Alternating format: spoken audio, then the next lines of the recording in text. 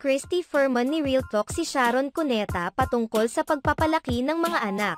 Muling kinomentuhan ng veteran showbiz columnist Christy Ferman ang tungkol sa mga online post sa social media ni megastar na si Sharon Cuneta patungkol sa kanyang mga anak na sina Keiki at Mil Pangilinan.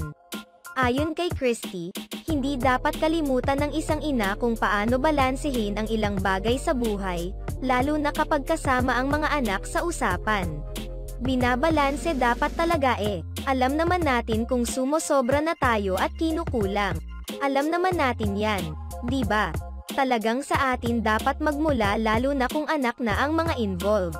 Sa kalagitnaan ng talakayan nila ni Romel Chica, nagtaka si Christy kung bakit kailangang purihin ni Sharon Cuneta ng todo ang dalawang anak nila ni Kiko Pangilinan.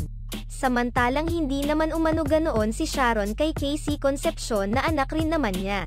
Si Sharon naman ay matalino.